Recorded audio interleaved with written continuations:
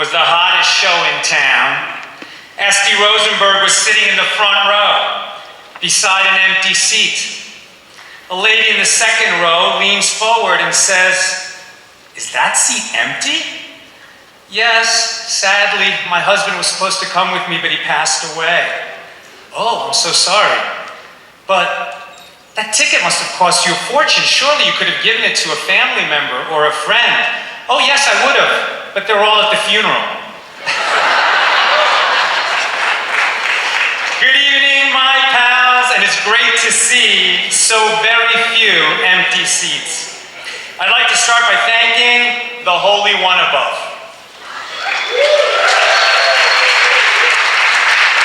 As you will hear during the Q&A, it's been a journey getting to this moment, and thank you, God, for all of it. Wow, look at all these people. This is amazing. Awesome. So Sal, I'm going to start with the question. So how did this come about? How did you and Nina come up with this story, this crazy, complex story? And the first inspiration, sadly, was the Poway shooting, the synagogue shooting. We were coming back from speaking at a Pesach program when we heard the news that there was a shooting like this in California, in Poway. And the rabbi was thrust into the spotlight and called for people to do mitzvahs. And I mean, the story that ended up coming out was very different. But we knew that attacks on Jews would always be relevant. We never imagined how relevant. And tell me, how long did it take to write the script? So from the first idea till today was about 5 years. So it took a long time, and we actually filmed this movie in December 22. So, way before October 7th. We wish it weren't so relevant, but it is kind of more relevant than ever, sadly. I'm going to pose my next question to Mark. Woo! Let's go! Rabbi Love! I love the energy of your team. These guys are great. And you're all fired up. Is this the first time you've all seen this on the big screen? Yes. Oh, this is great. This is great. So my question to you, you played a resistance fighter in Defiance. And here you are, a modern day resistance fighter. Talk about this and how this kind of subject matter is important to you. Thank you for the question. First of all, it's so great to be here at the LA Jewish Film Festival. This movie, you guys don't know since the pandemic how rare it is to be with your entire cast and crew together at a real movie theater watching a movie. It's amazing.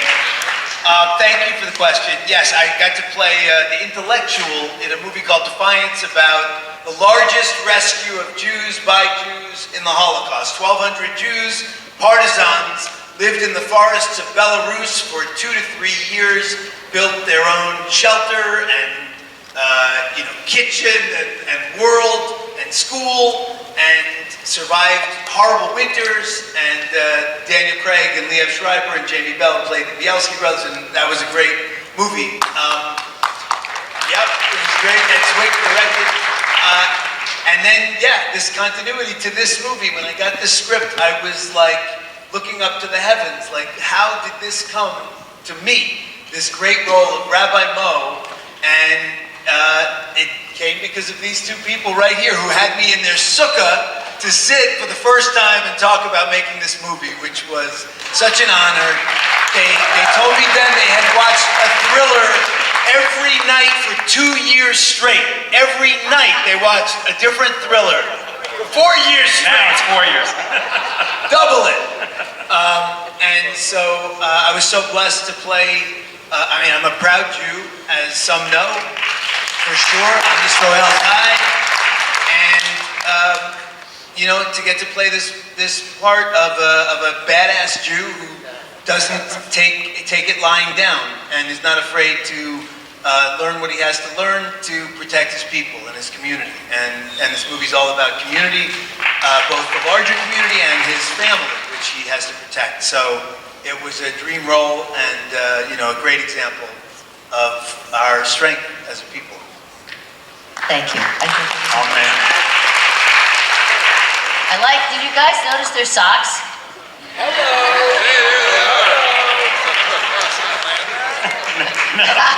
We did not plan that. That is just bashert, baby. So Sal, talk about how you assembled this cast. It was an amazing cast. Well, first of all, Lee and Amy, our producer. Oh, it's not working. Hello. That's working, right? Yeah. Okay. So first of all, Lee and Amy, our producers, came aboard. That's when things really got going. And it was a really tough shoot, and it was a tough script, and there was a lot of challenges, and we needed people who were all in. And that's what this cast and crew are. Everybody went way beyond. It wasn't a job. We phoned it in. We had long, hard hours at night in the winter. It was cold. Lee, you could barely see in her massive Arctic coat. There were cold, tough nights, and just everybody had to be down for it because it was a 20-day shoot. Wow. We had action on half of those days. It would have been a tough shoot if it was just slackers on a couch, but we had to shoot big scenes. That Helio farm, that's never been on film before. Where was that? Such a find. It's Mojave, called Mojave Solar Plant. Who found that? It was Brian, were you involved in that? Yeah, that was an amazing find. The inspiration for that scene was, you saw it in the opening credits, the Ivanpah Solar Plant with the towers, you see it on the way to Vegas. And even before we had a movie or a story, I thought that would be an amazing place for a cat and mouse scene. And it turned out we couldn't get that location, but we got one so much better. And I think that so many things happen like that on the road tonight. We had a plan A, and we ended up with plan B. Thank God, because plan B was much better. And I think that's definitely a lesson for life in that. And Sal, can I just say, and on the day we were filming at the Helio farm, it was also incredibly tough.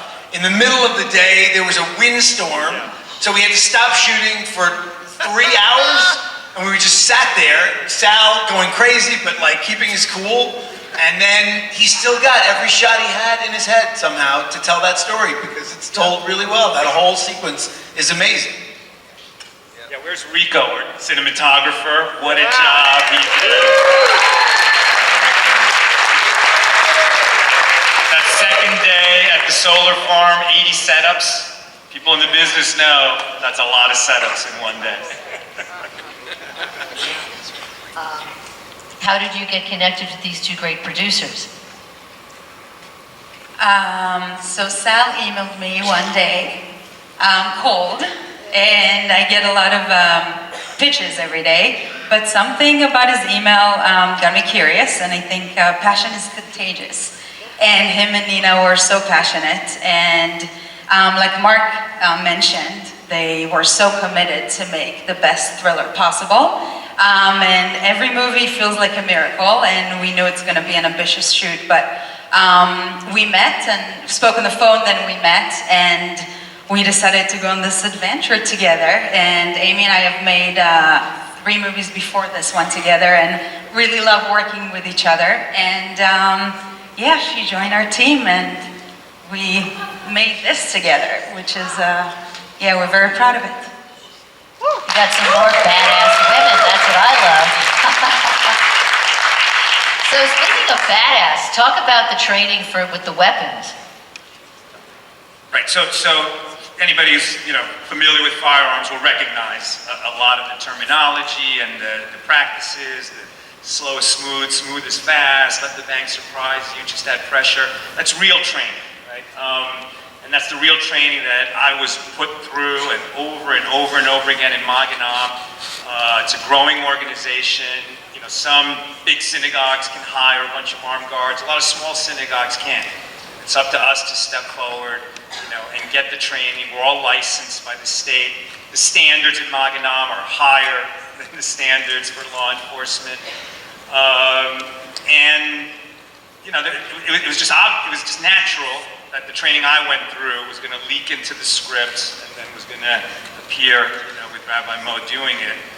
And something that we definitely kept in mind, because we really did study the thriller, and so many thrillers actually don't have a lot of action. Any action they have, you'll see it in the trailer. And we said, you know what, we're going to get a kick-ass thriller, and we're going to have a lot of action in it, and it's all going to be in the trailer, because our goal is nationwide release, 2,000 theaters, coming soon to a theater near you, because people love this movie, and they need to see it, and they need to see it now. You agree? It's just a lot of bad movies have been coming out lately. I think the audience is hungry for good movies. Which movies? No, which movies? So I want to put some question to the cast and to the crew. So, and feel free to speak up. If anybody wants to share what were the most challenging moments. You want to grab the mic? Oh, I have one. The whole end sequence, the climax of the house, the raid on the house, we were shooting in Canyon Country, which basically you drive north on the 5 and then you make a right at Magic Mountain and you just drive until there's nothing and no light. And that week, every night, it would start at about 40 degrees at about 8 p.m. and then it would just get slowly colder as it got later. And this one looked like Kenny from South Park. She was in this whole little snowsuit, and Amy was dressed almost as padded.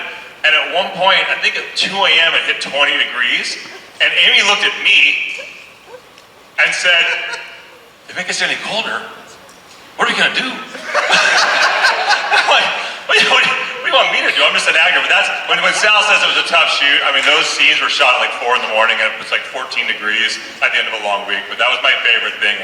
If it gets any colder, what are we gonna do? And I'm like, I don't know. Power through. There was a lot of early morning rising. Okay, we've got 10 minutes, the sun's coming up, let's get this scene. We've all been there at night shoots, but the night shoots were rough. Yeah, the night shoots are rough. You get kind of giddy on night 5 a.m. Yeah, but a lot of fun. I had a story. And that same scene that you're talking about, with the cops coming up the driveway with their M4s. So we were there for 3 nights at that location. One night we were in the house. The next night, we didn't have the right to be in the house. The people who live in the house were in the house with their German Shepherds. And the guys forgot that they can't go in the house that night. And they started to go in the house that night. Okay, blew the door. And the German Shepherds. It was great. We could have lost the actors that night. I just threw Neil and kind of hid behind him. That was really scary. Yeah. But one question we got asked a lot. We shot not so long after that terrible accident that happened on a movie set using firearms, and there have always been tremendous safeguards. Our producers, our line producer, our armorers, we're all so careful. There was never gonna be anything near a problem, but we did add one additional safeguard because. I'm no gun expert, but I've been at this for a few years, and I'm the director, so I just added, before any firearm comes on the set and goes into an actor's hand, I have to see it. So it's just a little additional safeguard, but we took safety seriously. Smart. It's very smart. I want to bring up a different question to the Brenner girls. So there was an article just published in the Jewish Journal, an interview with you, and talking about how the film changed you or impacted you, or what you learned while making the film. Can you talk about that? Yeah. Okay. So, first of all, it's so amazing to be here. This is so cool, and it was so cool to watch the movie on this big screen. Everything looked amazing, and everyone did such an amazing job. But yeah, I'm just so grateful to be a part of this project that promotes such a great message about combating anti-Semitism, which, like Nina said, unfortunately is very pertinent these days. So I'm just really grateful to be a part of this cast and this crew and to be a part of, something like this. And Juju also.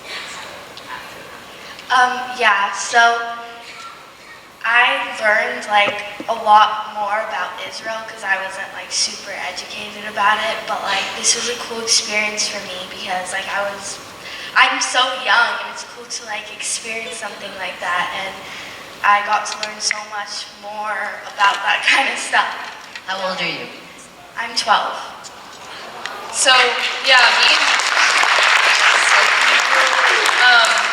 we come from a Jewish family and a Jewish background, but this was the first time that Juju and I played Jews. And it's funny because, Hollywood these days, there's like a typical look to being Jewish, and, we always were told that we don't look Jewish, which is, to me, an anti-Semitic comment in itself. But I feel like this role and learning, and also another cool thing was I think like the last day that we wrapped, it was the first night of Hanukkah, and that was just a special moment to celebrate together. And Sal is just so inspiring and such an amazing person, and he made the entire experience just feel so family-like. Like it's just one big family, and I love that. And I feel like that's so important to the Jewish community. So, yeah. Here you go. It's funny, I never get that comment.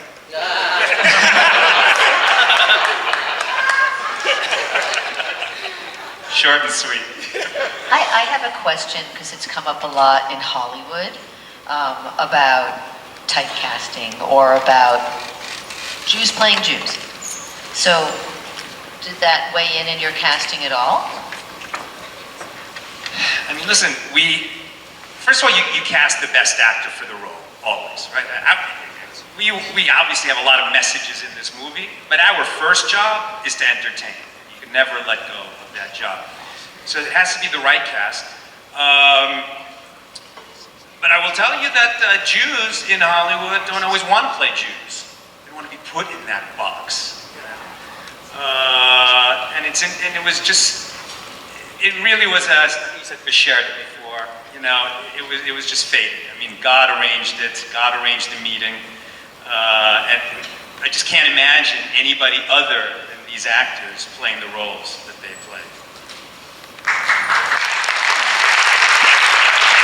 I think everybody did an amazing job, and I think, first, before I open it up for questions, I just want to tell you all that when you came in, you received a little white audience award ballot. So if you don't have one, you can pick it up on the way out, because the films are in competition, and we do voting on best film. We're gonna win. And it's an election year, so vote for Guns N' Moses. Make sure you fill out your audience ballot and you hand it to one of our volunteers. Okay, now on that note, I'd like to open it up to the audience. Do you have a microphone out there? No, they can stand up and scream. Come on, they're Jews, they're loud. We're in the spot, I can barely see. Is there a hand up? Anybody have questions? There's a hand. Stand up. Stand up. Who's the representative? Member of our community, why I asked, who is the Rebbitzin? What inspired that person to be the representative? So the Rebbitzin was played by Lona Tal, and her name was Hindi Saltzman. And our Rebbitzin in our shul is named Hindi. And Hindi Kalmanson did work with Alona Tal, preparing her for the role. Great job.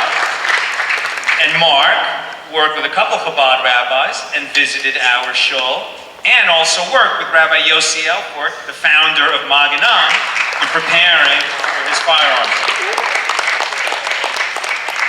That's great. Okay, do you have more questions? Okay, he's coming up there with the mic. Are you coming up there with the microphone? There he is. We're running Rob around. Yes, Thank you, hello? Rob. Yeah. Hello. Yeah, I was just wondering, in this environment that we are in today, do you think that there's going to be any reaction with regard to anti-Semitism, like those who might protest the film, or not protest, or bring up this thing? I'm just curious. I mean, listen, are we going to let our enemies define us, or are we going to stand proud and tell our stories? I vote for the latter. Absolutely. I mean, we can't stand down. That's the whole point of what's going on right now, and that's why this film is so timely, is that, you know, like I said, we're modern day resistance fighters. It's enough. And we're done. And this film is a perfect example of expressing that. And there's a line in the film. Mike, when Mark, get the mic. I can talk. And there's a line in the film when he's visiting him in the jail, and he says, "Well, now God wouldn't have put me here if I couldn't pull it off." Hold it up. Say louder, Jim. Sorry, I'm terrible with the microphone. No. Okay, there's a moment where you're in the jail and you say to him, you know, there's that question of, can I pull this off? He said, well, you know, God wouldn't put me here if I couldn't pull it off. So yeah, I can pull it off. And I think the timing of this release or this coming out with what's going on in the world right now is quite necessary. And really just, you know, when things come together for the right reason at the right time, it seems like just perfect, oddly, and not planned. So I'm happy to be a part of it. That's right. Thank you, Sal. Amen. Jake Busey, everybody. Jake Busey. I'm sorry you died. What's that? I'm sorry you died. It happens. Every movie I'm late. Well, I just wanted to say that, you know, obviously we have a lot of enemies, but we Jews have a lot of allies as well. Yes. And there's a lot of people that want to show their support for the Jewish people, and we really think that this movie is going to touch a nerve, and that Rabbi Mo is going to become an iconic, beloved figure. Yeah. Something that drives me nuts is that, you know, there's a lot of people in America that don't know any Jews. And what do they think of? Harvey Weinstein, Jeffrey Epstein, Bernie Madoff, and, you know, we want Rabbi Mo to be what people think of when they think of a Jewish guy or a rabbi. And Mark, by the way, is Rabbi Mo in real life. He's such a mensch, really lit up the set, and yeah, are there going to be protests? I don't know, but I know that people will show up for the people that hate us. There's going to be even more that love us.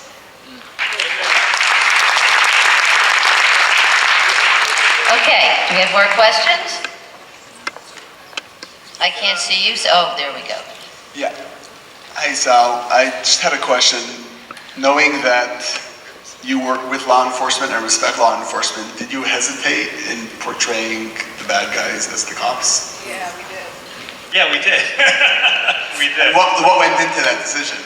That's why we're so cute. Yeah, exactly.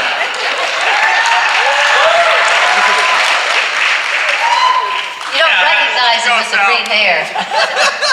Yeah, it's a movie. Okay, so, you know. jobs. Exactly. There has to be bad guys. There have to be unexpected bad guys. And again, our first job is to entertain. So when there's a bad guy in a movie, it doesn't mean that you're vilifying the group or people that guy represents. He's the bad guy in the movie. But there are also good cops in the movie. You know, the chief did his best. He was skeptical, but in the end, he arrests the bad guy. And there are corrupt politicians, and there's many, you know, real politicians who are real leaders. So we couldn't worry about it that much. We needed to make a good movie.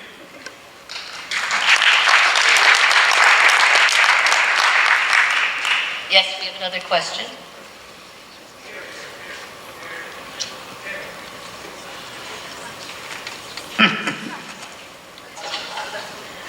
What was it like in the post-production stage? Because I know you worked in a garage. What was that like? Yes, the movie was cut in our garage. Glenn and I, day after day after day after day. And I mean, it really is extraordinary how the technology has changed. I mean, we cut it on my laptop with one hard drive that held all the footage. It really was well, we had three backups, so we had backups. But they say you make three movies, right? There's the movie that you write, the movie you shoot, and the movie that you cut.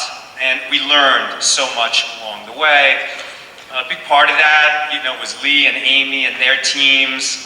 They challenged us. I mean, there's just a lot of back and forth as we're figuring out what's the best movie within our movie.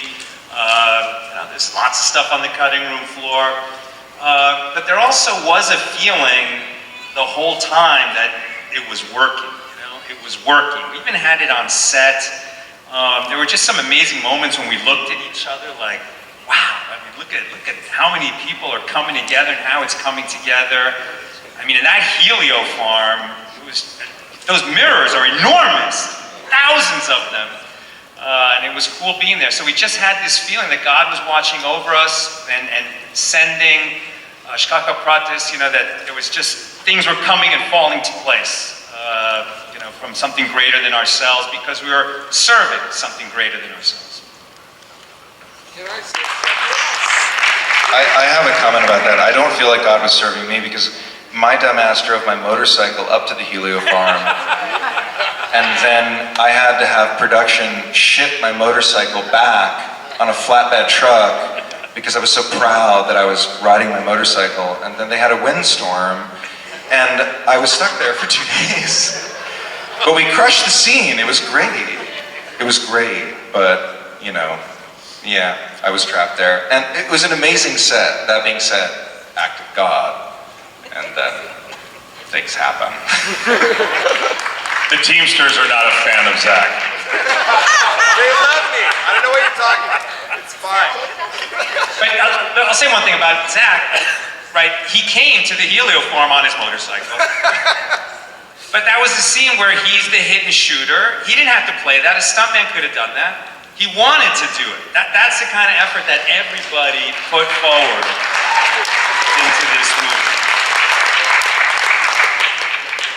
Oh, there's one thing, I guess I can tell Sal this in private, but one of my, that moment that you're talking about at that farm, at the mirror farm, the way that you guys shot it, and I wasn't there, I saw it for the first time tonight, and so looking at it, it really reminded me of one of my very favorite movies, which is the Lemon Orchards in Chinatown.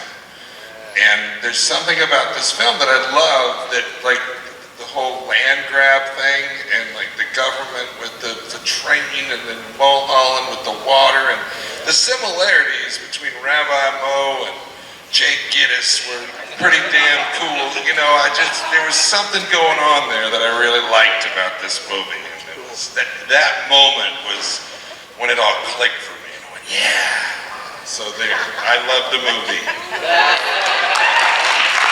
It's Chinatown meets The Chosen. A little North by Northwest. Combination. How about we take one more question? Do we have one more out there?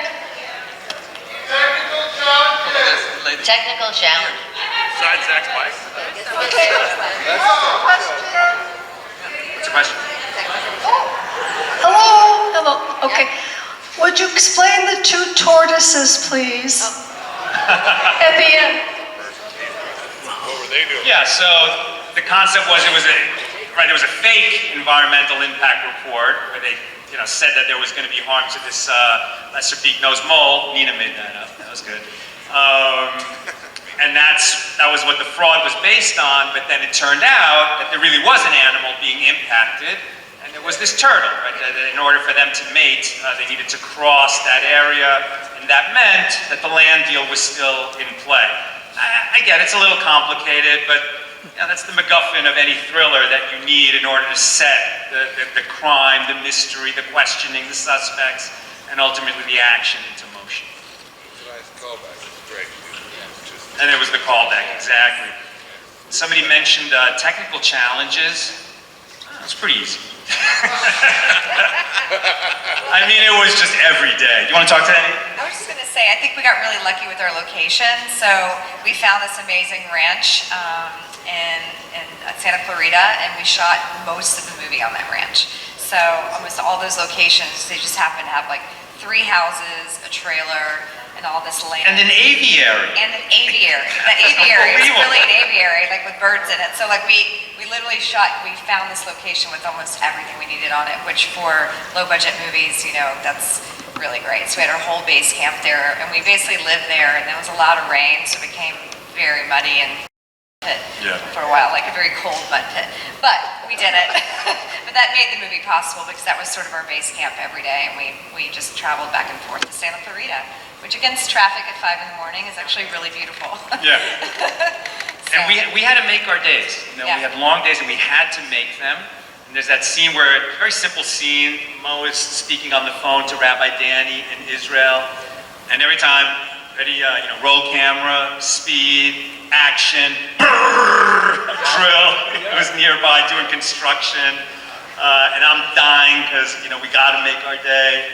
And that kind of stuff happened a lot. And actually, on the first day that we were shooting, I said to everybody, you guys remember this? I learned from my professor at UCLA Film School, Jerzy Anchak, Polish director.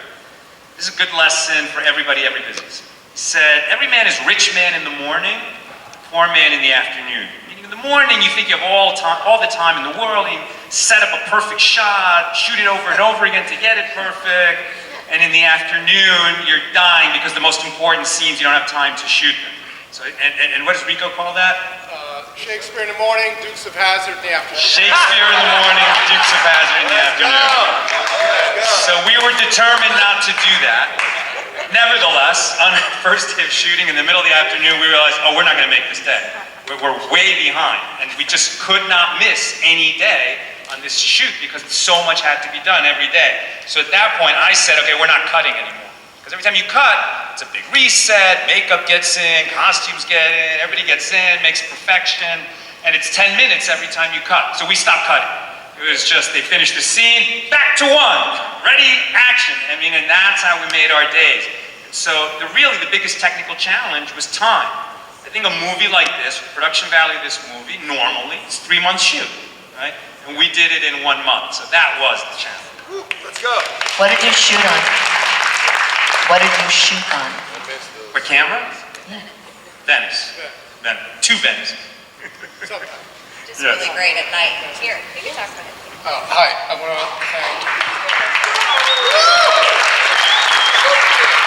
want to thank Ivana for recommending me to Sal, and Sal saying yes.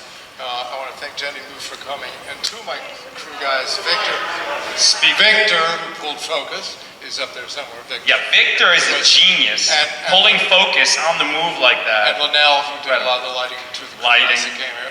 Technical difficulties, the final shootout, I went out to my car to leave, there was a sheet of ice in my car, so I don't know how cold that is. And then Amy one night was like, there was some mix-up, and there's 2 condors, because they left one, but we don't have to pay for that one for 2 days. So, condor is a giant cherry picker, we put lights on. And so I got a free condor for like 2 days. and lastly, the cast. I shot a lot of people. They're all lovely, really. Makes our job so much easier, except Mark, but okay. Thank you. Yeah, I would like to repeat what Ricardo actually said on the set. So there's a call sheet every day, right? Everybody who's going to work on the movie, every actor, every crew member's on the call sheet, what time you need to report, etc. The actors are numbered, and it's basically whoever works the most days, is the star of the movie, is the number 1. So that was Mark. Mark was the number 1. And the truth is that the number 1 so often sets the tone of the set. So if your star is a jerk, then it's kind of a tough set. Mark is such a mensch that there was a sweetness that just poured out of him and into every other cast member and crew member, and it would really helped to make this very tough shooting. Yeah, I want to add to that. Mark, every morning, honestly, when he saw me, he gave me the biggest hug. genuinely, whether it's like call times at 4 p.m., we didn't get much sleep, or first thing in the morning, you were really such a doll. But like every single day for 20 days was, hi Amy, I'm so blessed to be here. And that is really sweet and very unusual. So thank you for that. Well, if there's anything else to add, otherwise we... Hilary? Yeah. Hilary? Yeah. I just wanted to add, this is a very special movie on many levels. Like the Torah, like Shakespeare, it was really on many levels. And it was great to see that it came together so well. So thank you very much. It really was a great story. Thank you. Thank you. Especially all the Jews back in the desert again. Well, I'll just leave you with this. You were all the first to see it.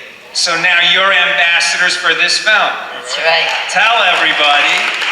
It's if playing you want to see again. this movie released nationwide, Yep. applaud now. Let's get this